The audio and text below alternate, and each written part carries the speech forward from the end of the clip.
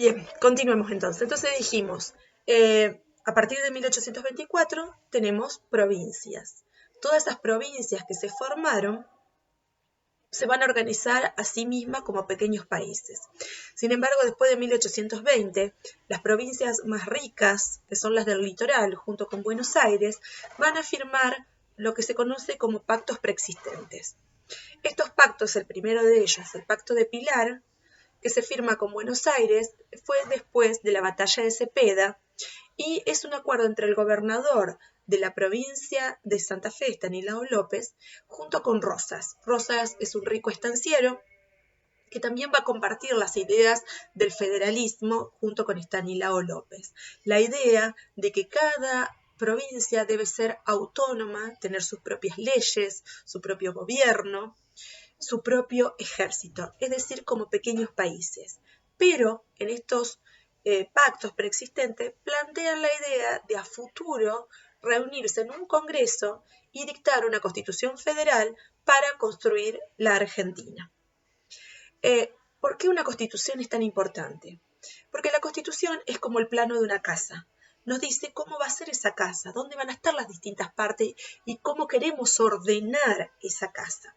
Por eso es fundamental el dictado de la Constitución. Pero estos pactos preexistentes, que son tres principalmente, el Pacto de Pilar, el de Venegas y el Cuadrilátero, ¿qué establece? Que la Constitución que se va a firmar va a ser federal.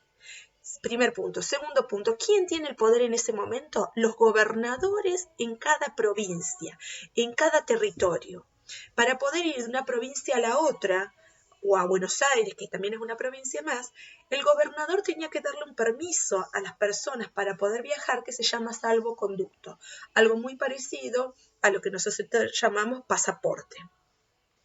En 1824, Buenos Aires, cumpliendo los pactos preexistentes, invita a las otras provincias a reunirse para dictar la Constitución. Lo primero que hacen los gobernadores es darle órdenes estrictas a sus representantes. Es decir, que todos los representantes que van de cada provincia no pueden tomar decisiones que no estén dentro de las órdenes que le dio el gobernador. Y esas órdenes fundamentales fue dictar una constitución federal. Federal, no unitaria, federal. Sin embargo, los representantes que va a elegir Buenos Aires eran centralistas con anterioridad y ahora se van a transformar en unitarios. ¿Qué diferencia hay entre unitarios y federales? Primero y principal, los unitarios no es que quieren que el poder esté en la provincia de Buenos Aires, que acá está un error porque dice, los unitarios quieren que el poder esté en Buenos Aires. ¿Qué significa esto? Los unitarios quieren que la capital del Estado Nacional argentino esté en la ciudad de Buenos Aires. Por eso esta idea de que el poder lo tiene Buenos Aires. No, no es así. El poder no lo tiene Buenos Aires, sino que la capital va a estar en Buenos Aires, ¿no? Porque también siempre uno se equivoca con esto, porque en realidad para los unitarios solamente una élite privilegiada, con cierta riqueza, cierta descendencia con antepasados importantes, solo algunos podían gobernar. Y esa gente estaba principalmente en las ciudades más importantes. Por ejemplo, las familias más importantes que debían gobernar según los unitarios vivían en Buenos Aires. Es decir, para los unitarios el poder lo debían tener solamente algunos, unos pocos. Segundo punto, los federales. Acá está la diferencia entre los federales. También los federales son distintos. Una cosa son los del litoral, que quieren que todas las provincias sean iguales, que la capital esté en Buenos Aires. Esto es una coincidencia con los unitarios. Pero a diferencia de los federales porteños, los del litoral quieren compartir las ganancias de la aduana para todos iguales. Mientras que los federales porteños, como Rosas, no. Para Rosas, la aduana y los recursos aduaneros son solamente de la provincia. ¿Qué dicen los unitarios con respecto a esto? No se lo quiere guardar Buenos Aires. Si ahí es la capital y ahí está el Estado Nacional para los unitarios. Lo que pretenden es ellos, según sus intereses, según sus criterios, el Estado Nacional debe repartir los recursos. ¿Ah? Y esto es algo que vemos hoy en nuestro Estado Nacional argentino. Entonces, ¿qué nos muestra?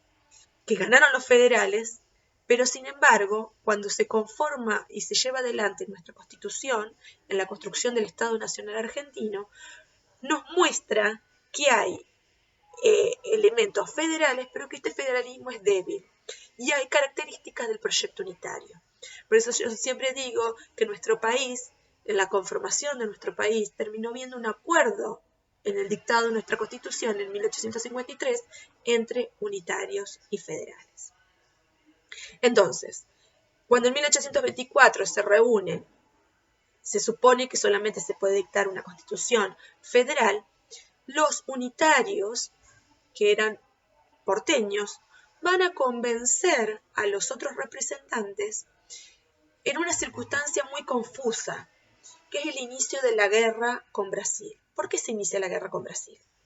Porque estos representantes van a enviar una invitación a lo que hoy es Uruguay, considerándola un territorio que era parte del Virreinato del Río de la Plata. En 1815 había sido invadido por los portugueses, por el Imperio de Brasil. Pero, en realidad, acá está la contradicción, porque este territorio era federal, estaba encabezado por Artigas, y Artigas lo defendió hasta la invasión en 1815. Y Artigas, como federal, le pidió en 1815 ayuda a Buenos Aires para evitar el avance portugués. Obviamente que los centralistas porteños no lo apoyaron y dejaron que Brasil lo invada. Y ahora, en 1824, envían una invitación para incorporarlo. ¿Qué va a generar esto? La guerra. Por eso muchos dicen que esto fue utilizado como excusa para poder elegir un presidente. Los representantes porteños unitarios proponen a Rivadavia. ¿Por qué decimos siempre que esta elección es ilegal? ¿Por qué decimos que esta constitución que después van a dictar es ilegal? Primero y principal, para elegir un presidente en esta época y en la posterior también, hasta que se construya, primero y principal no tenemos votantes, no tenemos argentinos. O sea, acá no existe el ciudadano argentino. Los únicos ciudadanos son los ciudadanos de cada provincia, los santafesinos, los porteños, los cordobeses, los santiagueños. Esos son los únicos ciudadanos que existen. Entonces, ¿quién deberían elegir al presidente? Los gobernadores, porque son los únicos que tienen el poder, representado por sus leyes, representado por su ejército. Por eso mismo no podemos decir que Rivadavia fue el primer presidente. Primero no podemos decir primer presidente de Argentina, porque Argentina no existe. No podemos decir presidente del país, porque el país no existe. Lo que sí va a ser es presidente provisorio en las circunstancias de la guerra con Brasil de las Provincias Unidas del Sur. Es decir, presidente de las Provincias Unidas, provisorio. Cuando se envía la confirmación hacia las provincias de la elección, los gobernadores la van a rechazar. Los gobernadores rechazan a la elección de Rivadavia como presidente y la Constitución dictada en 1826. ¿Por qué rechazan la Constitución? Porque es unitaria. Simplemente porque es unitaria, le quita el poder a los gobernadores, termina con su autonomía, va a eliminar sus constituciones provinciales, va a eliminar sus ejércitos, que es la base de su poder. Entonces, obviamente que la rechazan, y va a ser el gobernador Bustos de Córdoba, junto con Facundo Quiroga, que nunca fue gobernador. Acá tenemos uno de los únicos casos de un caudillo que no quiso ser gobernador, en este caso de La Rioja, que van a preparar sus ejércitos para atacar Buenos Aires. En 1827 Rivadavia es obligado a renunciar. ¿Por qué es obligado a renunciar? Porque la guerra con Brasil le estaba saliendo demasiado caro a los estancieros de Buenos Aires, sobre todo. Estos estancieros son federales y por lo tanto también se oponen a esta constitución, porque la constitución plantea repartir los recursos de la aduana, pero también transformar a Buenos Aires en capital del país. En 1828, muchos que habían participado en la guerra con Brasil van a volver muy decepcionados y culpan no a Rivadavia, que en realidad es el que los traiciona, sino que culpan a los gobernadores federales, ¿no? De cómo fue resuelta, de haber perdido en Brasil, de haber abandonado esta guerra, y también culpan a los federales de haber fracasado en imponer a Rivadavia como presidente. Por eso van a planificar una guerra, una conspiración, para eliminar físicamente el poder de los gobernadores y de esta manera imponer el proyecto unitario. El cuadrito que ustedes tienen de proyecto unitario y proyecto federal lo tienen que entender muy bien las diferencias, ¿está? No existe la Argentina, sino que estos son los planes de la Argentina. Lo vimos también el año pasado en segundo año, esta idea de dos proyectos completamente distintos. Y habíamos dicho que comúnmente los países, los territorios que son muy grandes, predominan siempre los estados federales, ¿no? Si ustedes vemos en el caso de Rusia, Estados Unidos, Brasil, Alemania, son todos estados federales, ¿no? Los estados unitarios son, por ejemplo, Chile, Uruguay, Paraguay, que son pequeños países, en donde solamente hay Francia también, en donde hay solamente un Estado nacional y que dirige y organiza todo el resto del territorio. No hay autonomías, ¿no? No hay otras leyes, ¿no? Bien, entonces les decía, en 1828, Lavalle y Paz, dos unitarios militares, en realidad son entrenados, vienen de las viejas guardias de la ciudad de Buenos Aires colonial, ¿no? Son militares entrenados al estilo español para enfrentar otros ejércitos iguales a ellos. Es decir, pero van a intentar derrotar a gobiernos provinciales cuyos ejércitos son milicias. No son ejércitos entrenados, sino que son personas que han luchado contra los indígenas y en ese ámbito han aprendido un tipo de guerra completamente distinta. No es el enfrentamiento típico entre dos ejércitos, sino que tienen unas estrategias que en el caso de Estanislao López es la que le permitió siempre triunfar sobre los porteños. Y acá está la otra cuestión que yo siempre discuto, que en la historia de nuestro país no se le da la importancia que debería a nuestra provincia y a nuestro primer gobernador. Él era el jefe del federalismo. Él tenía el ejército más poderoso de todas las provincias. Jamás fue derrotado por los porteños entre 1810 y 1820, en todas las veces que intentaron obligar a Santa Fe a rendirse bajo el poder centralista. Y tampoco va a ser derrotado por Lavalle. Lavalle intenta primero toma Buenos Aires, que eso ya lo saben, asesina a Dorrego, al gobernador, y luego intenta tomar Santa Fe. Huye, despavorido, otra vez a Buenos Aires y pide ayuda a Rosas. ¿Por qué Rosas lo ayuda? Si Rosas está aliado con Estanislao López. Rosas es federal y Lavalle es unitario. Porque Lavalle y Rosas son parientes, ¿no? Fueron criados por la misma mujer y por lo tanto Rosas evita el fusilamiento de Lavalle a cambio de su rendición. Lavalle se rinde y dice, bueno, me rindo, pero el poder de la provincia de Buenos Aires debía recaer sobre Rosas. Estanislao López acepta esto y continúa ahora atacando a Paz, porque Paz ni se entera de lo que le ocurre a Lavalle y continúa en su avance tomando Córdoba y las provincias del interior y vence 2 veces al caudillo Facundo Quiroga. En 1831, o sea, Paz logra formar lo que se conoce como la Liga Unitaria y entre 1829 y 1831 pelea contra Facundo Quiroga y Estanislao López. En 1831, en un episodio muy confuso en lo que hoy es el pueblo El Tío, en el límite entre la provincia de Santa Fe y Córdoba, Paz es tomado prisionero por Estanislao López y lo obliga a firmar la rendición. Luego van a discutir con Rosas si asesinarlo, si fusilarlo o no. Paz termina escapando y obviamente que no lo mata, ¿no? En 1831 entonces se define el federalismo como el Estado, cómo va a ser formado nuestro Estado, un Estado federal, ¿no? Y entonces, pero sin embargo, Rosas no quiere todavía la formación del país. Y Estanislao López se lo permite porque Rosas es el que controla las riquezas. Rosas, como gran estanciero, es el que controla no solamente los recursos de la provincia, sino la aduana. Y como gobernador tiene el control del puerto de la ciudad de Buenos Aires. Y el acuerdo con Estanislao López le permite mantener el control.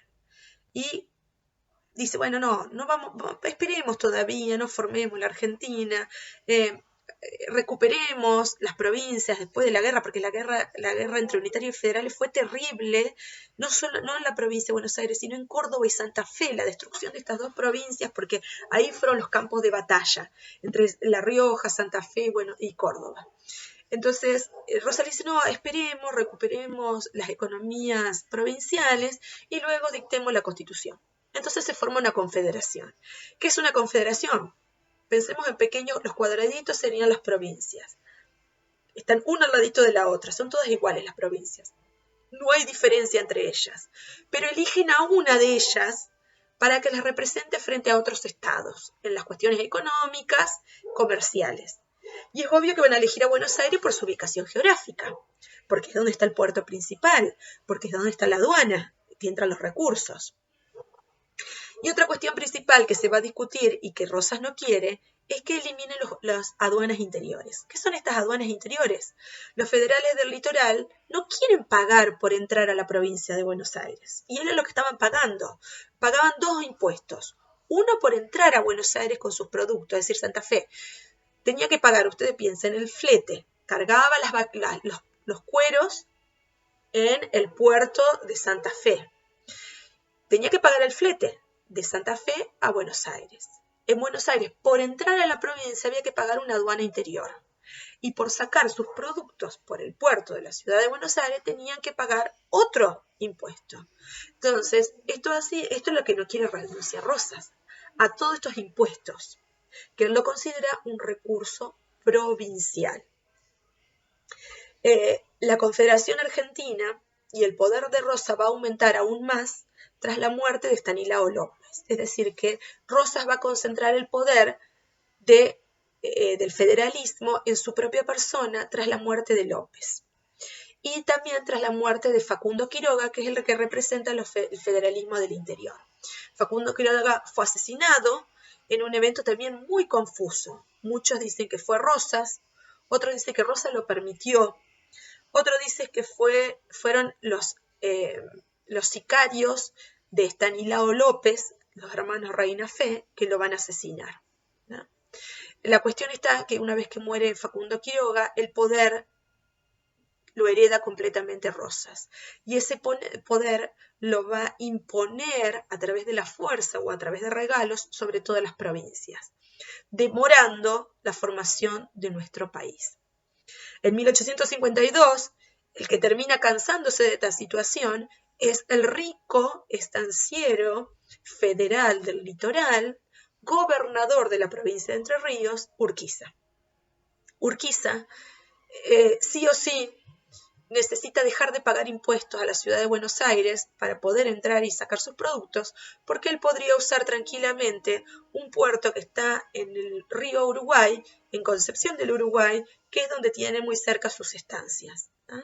Es decir, que él es perjudicado por esta confederación y por el privilegio que tiene la provincia de Buenos Aires. Acá sí estamos hablando que durante la Confederación Argentina, la provincia de Buenos Aires y Rosas son las que concentran el poder.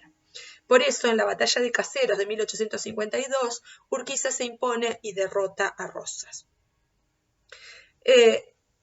Los unitarios lo van a ayudar, los unitarios que estaban exiliados en Uruguay, por ejemplo, o Sarmiento en Chile, Alberdi en Uruguay, lo van a ayudar para derrotar a Rosas, porque quieren la formación definitiva de la Argentina.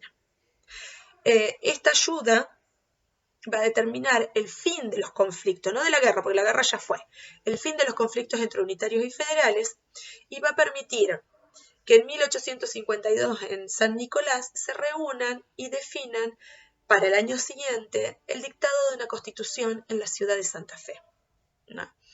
El que no acepta obviamente es Buenos Aires. Y comúnmente los libros le habla de los diputados, que no quiere enviar tantos diputados, etc. Acá lo principal vuelve a ser la misma cuestión de siempre. Buenos Aires no quiere compartir la aduana. Buenos Aires no quiere entregar la ciudad de Buenos Aires como capital. Por lo tanto, se separa y forman una provincia aparte, como era antes, nomás que aparte, separada de la Confederación. En 1853 se dicta la Constitución y establece la forma de Estado federal, la forma de gobierno republicana y la forma de participación ciudadana democrática. Sin embargo, vamos a ver dos características, principalmente tres características. El federalismo es débil. ¿Por qué? Porque el Estado nacional puede intervenir en las provincias, ¿no? Y para que este Estado sea fuerte, los gobernadores renunciaron a parte de su poder. Por ejemplo, disuelven sus ejércitos provinciales, van a disolver más adelante sus ejércitos provinciales para formar el ejército nacional, van a dejar de emitir su propia moneda para que haya una sola moneda, la nacional. Y otra de las cuestiones es que tenemos una república, pero una república presidencialista. Y ahí está otra característica unitaria. Nuestro presidente va a ser un presidente muy, muy fuerte en la toma de decisiones, ¿no? Si nosotros vemos, por ejemplo, en Estados Unidos, porque el federalismo es de otro tipo, nosotros vemos que muchas veces las leyes que dicta el Congreso, me refiero al Congreso norteamericano, no son aceptadas directamente por cada estado dentro de Estados Unidos, sino que después cada Congreso de cada estado discute si va a aceptar o no esa ley. En cambio acá las leyes las acata cada provincia y puede hacerle ciertas modificaciones mientras que no viole la ley en general. Para ir terminando, entre 1852 y 1862 el conflicto ya no es entre unitarios y federales, sino que el conflicto es entre la Confederación y Buenos Aires, ¿no? Ambos se necesitan, porque Buenos Aires tiene los recursos y la Confederación no tiene un peso. Y además tiene que pagarle a Buenos Aires para usar su puerto. Y por el otro lado, la Confederación también es necesaria para Buenos Aires, porque no tiene ejército Buenos Aires. Y para defenderse del ataque de otros o para construir un país, necesita el ejército que posee la Confederación Argentina. En 1861, en la batalla de Pavón, Urquiza renuncia al poder de la Confederación. Acá el enfrentamiento es muy confuso y en realidad muchos dicen que hubo una entrevista secreta entre Mitre, gobernador de la provincia de Buenos Aires, y Urquiza, presidente de la Confederación Argentina. Bueno, en ese momento ya no lo era, pero era el jefe de los ejércitos. Y para poner fin a este conflicto renuncia al poder y se lo entrega a Mitre. Y los gobernadores, recuerde que dijimos que los gobernadores son los que tienen el poder, aceptan la elección de Mitre como primer presidente de la República Argentina. Ahora sí podemos hablar de República Argentina porque lo determinó la Constitución. Entonces el primer presidente constitucional de nuestro país es Bartolomé Mitre. Bartolomé Mitre era unitario y Bartolomé Mitre va a ser el que escribe la primera historia oficial argentina. Y Bartolomé Mitre es el que va a decir por primera vez que Rivadavia fue el primer presidente de la Argentina, ¿no? Cuando no existe Argentina, sino que la Argentina va a existir recién ahora, ¿no? En realidad recién ahora Mitre, Sarmiento y Avellaneda, los tres primeros presidentes, son los que construyen las instituciones estatales. Mitre, por ejemplo, empieza la formación del ejército, Sarmiento la educación pública con las escuelas, Avellaneda el modelo económico agroexportador, que es el tema que vamos a ver después. Fíjense, y dictan las leyes, los códigos, es decir, transforman la Constitución en leyes fundamentales para organizar nuestro país. El Código Civil, el Código Comercial, el Código Penal, ¿no? Por eso es tan importante. Y por último, ¿por qué el ejército y la escuela son instituciones fundamentales en la formación del Estado argentino? Porque hay que construir ciudadanos que legitimen el poder del Estado nacional, ¿no? Ciudadanos que acepten este Estado, la soberanía, es decir, lo que definimos como pueblo. No a pueblo, el pueblo lo construye la escuela. La escuela a través del dictado de la historia y de la lengua, ¿eh? Que esto lo estamos viendo en formación ética. ¿De dónde toman el modelo? De Alemania. De Alemania se toma el modelo del ejército.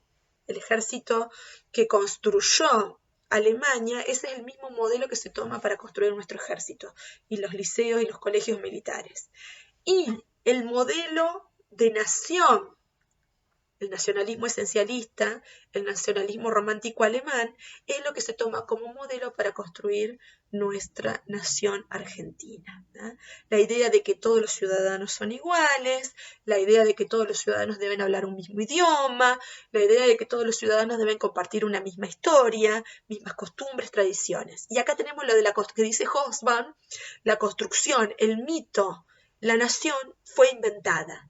La nación, ¿por qué? Porque no había ciudadanos argentinos, que existían santafesinos, cordobeses, indígenas, criollos, y ya había inmigrantes italianos, estaban los suizos alemanes en Esperanza, pero ninguno son argentinos. Entonces la escuela va a ser la constructora del argentino, ¿no? Entonces acá tenemos la idea de la nación como un artefacto, como un invento. El Estado argentino inventó al pueblo argentino. Después va a ir evolucionando, como dice Hobsbawm, y la idea de la pertenencia. Sin embargo, ¿quiénes van a controlar y gobernar este país? Y acá hay otra característica que vuelve a ser unitaria.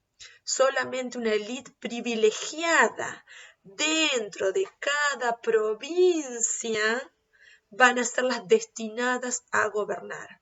Hombres blancos, muchos de ellos descendientes de los españoles, ¿no? Y acá quedamos. Gracias.